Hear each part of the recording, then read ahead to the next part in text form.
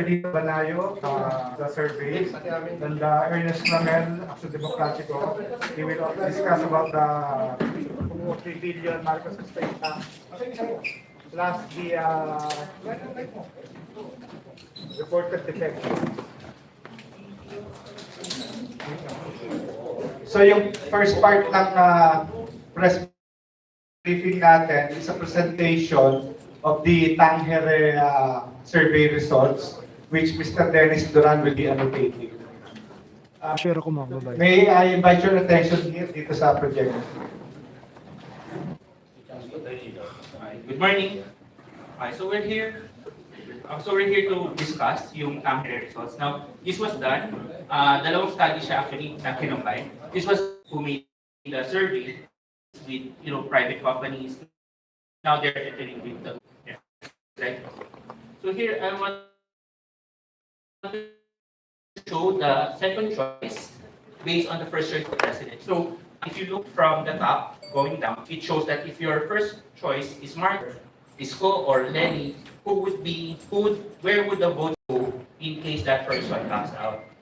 So if you notice here, we want to point out that where the presidential candidate of choice is running, Isko Moreno Gamagos is the second choice by almost 4 out of 10 Filipinos, followed by Ping Lacson and Bongbong Marcos. So if you can see here is that for Marcos voters, 45.59% of them choose Mayor Isko as their second choice. Okay, next to the next slide. Okay, so I want to hear the voter non-preference, or these are the hard rules.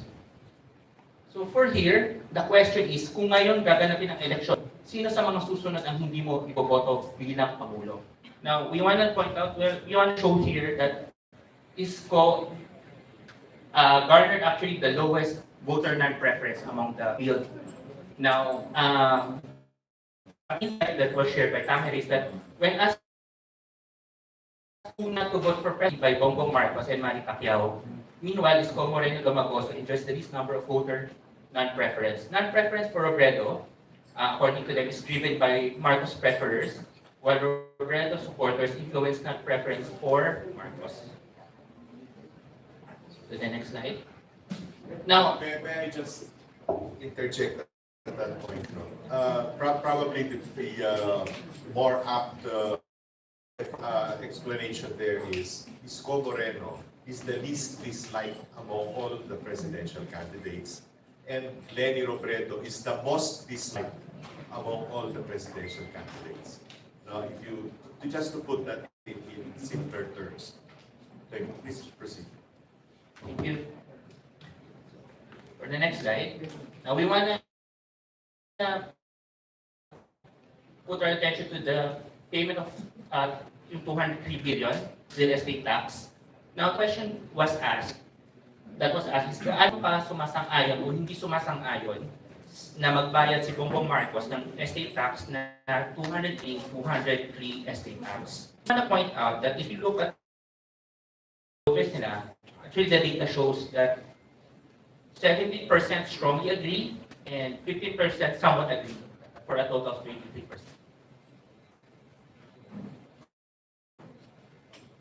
To the next slide.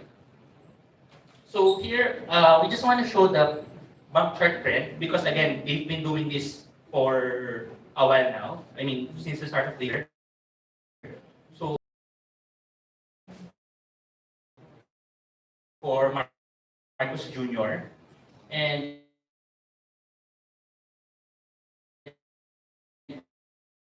I think there's been, I should say, hype about that comprise the whole, those who are helping Mayor Isko Moreno. So one chapter leaving was hyped to, ang iba yung headline saying that I am Pilipinas left, no? The whole group. But in fact,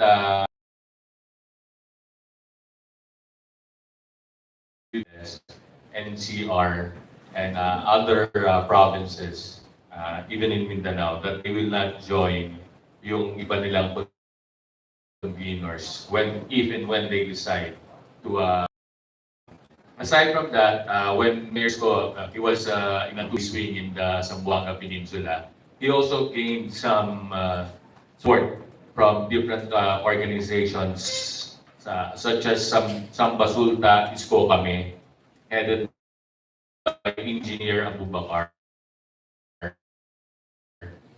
and United Sama Panjao Association and the Region Napuputol 9 yung and signal. BARM Hina yung wifi.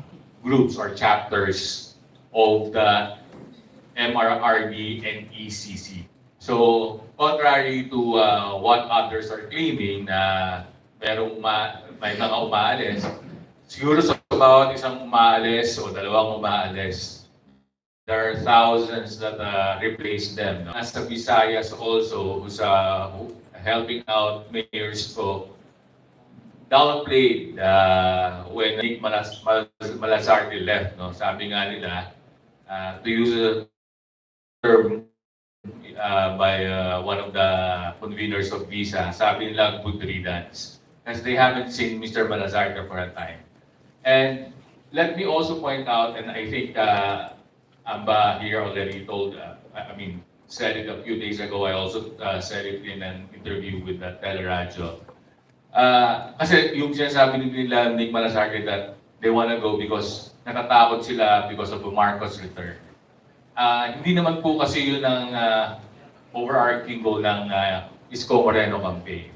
Our goal is to help the Filipinos get out of this pandemic, the crisis that we are Sir in. Bobby Reyes. That's why we've been emphasizing that we need a crisis manager like Mayor Isko Moreno Dumagoso, who has proven that and done that in Manila. Hindi po ito usapin na naman ng Marcos at Dilao. No? So mabalik naman tayo dun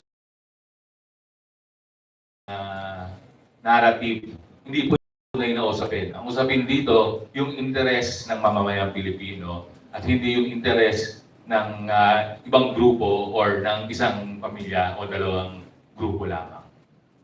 Yun. Thank you po.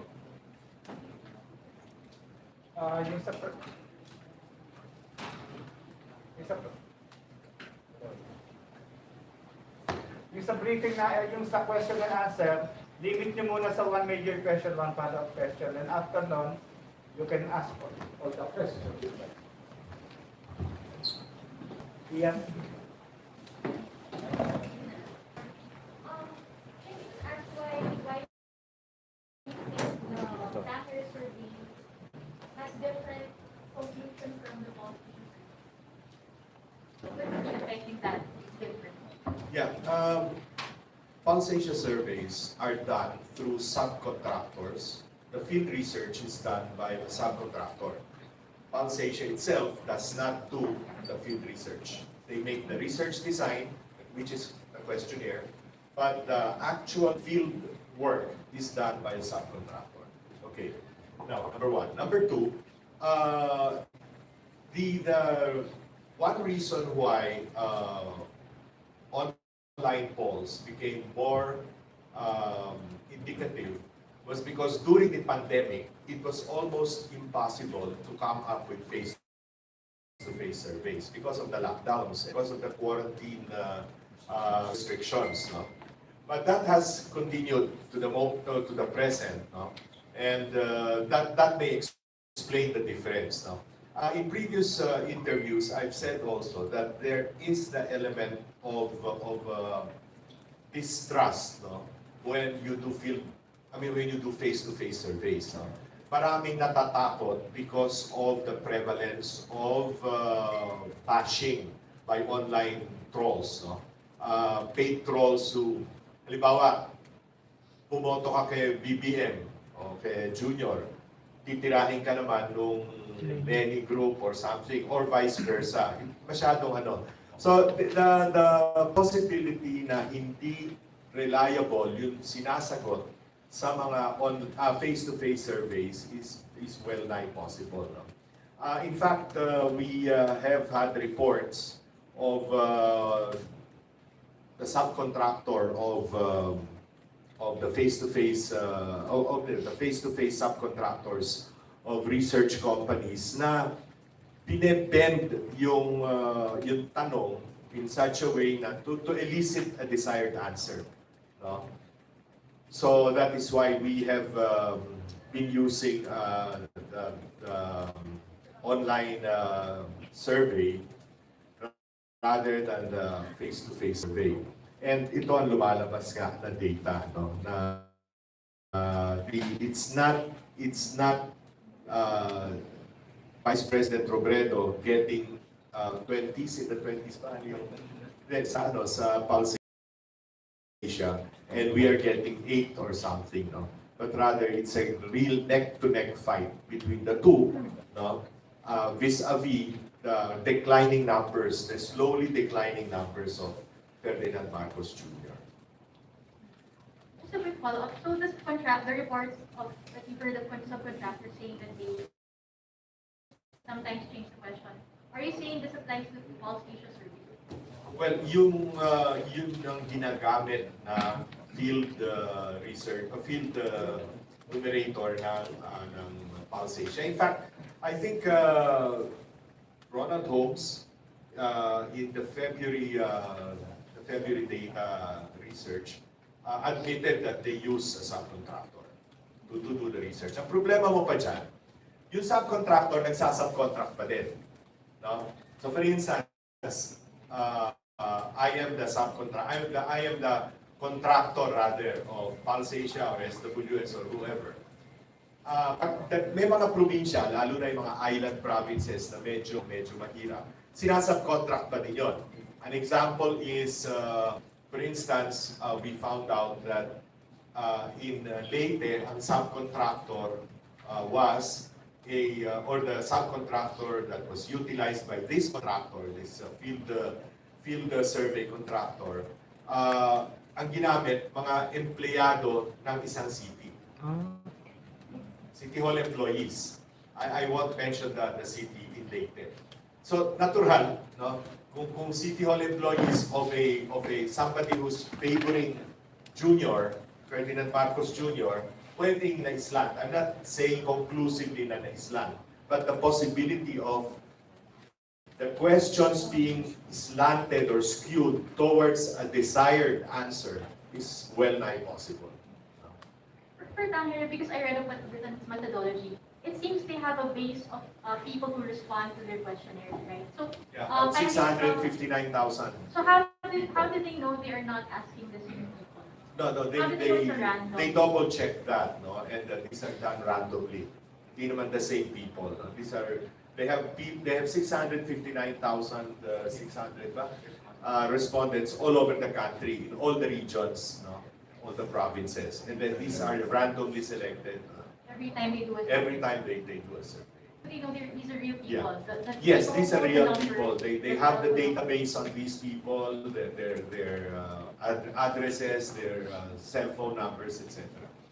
If you will take note, no, in the U.S. presidential elections since 2016, where Trump defeated Clinton, and then in 2020, when Trump was defeated by Biden, the results were very fast. No? And even in the key states, no? yung mga key states like Wisconsin, Pennsylvania, face-to-face. Lalo na nung panahon na yon, remember 2020 was a height of the pandemic in the US. So ang ginagamit was online surveys na. And the results were quite accurate in the sense na pati yung numbers na panalo ni Biden, for instance, in Pennsylvania vis-a-vis Trump were on that. No? The same thing in Georgia, I think. Georgia,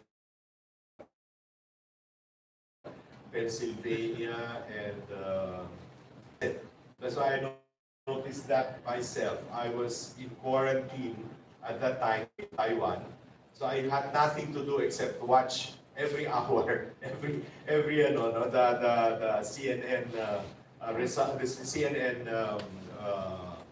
coverage of the election returns and the pre-election polls. And I noticed on the dot talaga, but all of these were done online. Next question. Haris?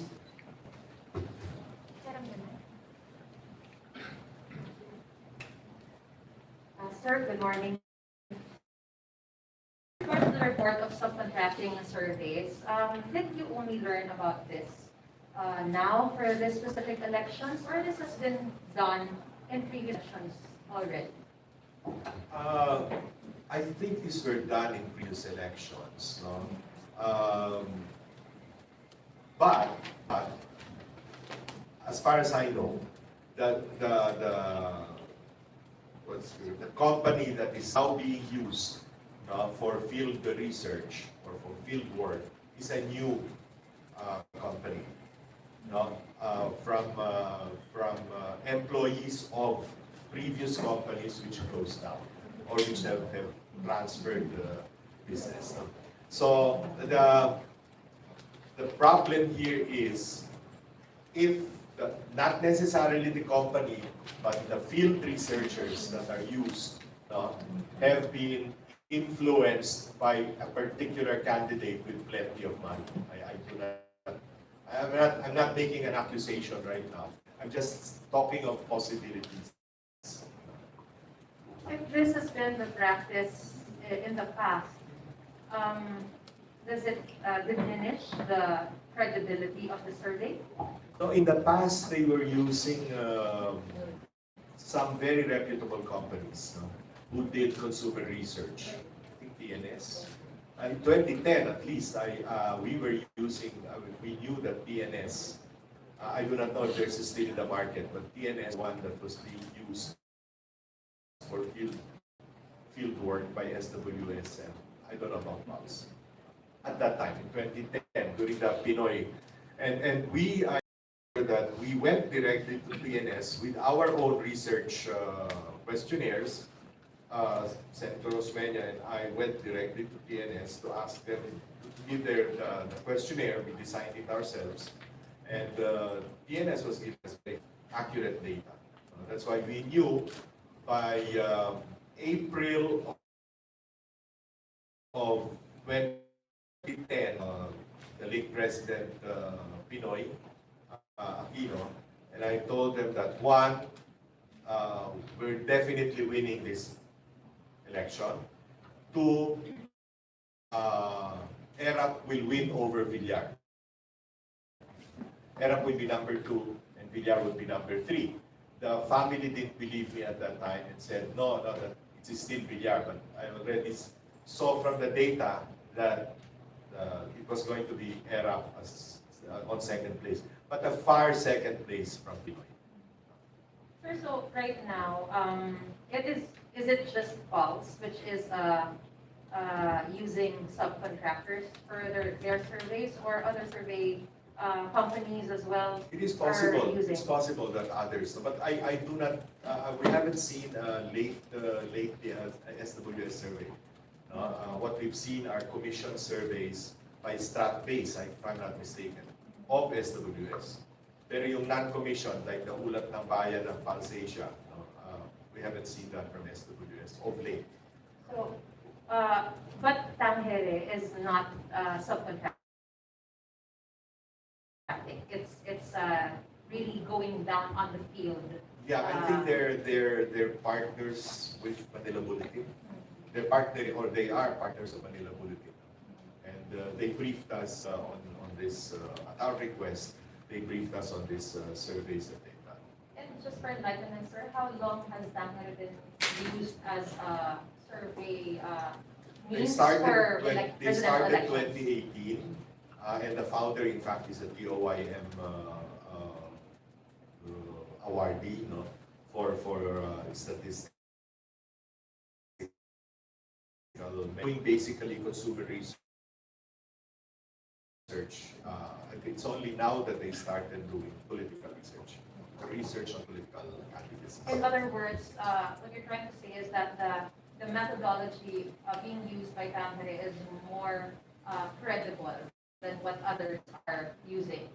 I'm not saying they're more credible. I'm just pointing out that they are quite credible, and they are more cost-effective actually than film, face-to-face surveys, especially at this time of a pandemic and the fallout of the pandemic. Yes, sir. And vis-a-vis the things that you're seeing on the ground, for example, when you go out on campaign sorties, yung results po ba of the polls really reflect what you're seeing as compared to the Tangere, yung comparison ng Yeah, the they survey do not, results? what we're seeing from Pulse does not reflect what we're seeing on the ground. The ground perception, I think many of you have covered our field sorties, no? And you've seen the warmth. These are very organic.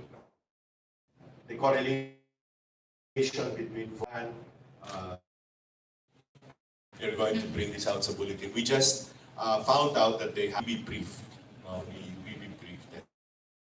They gave us this.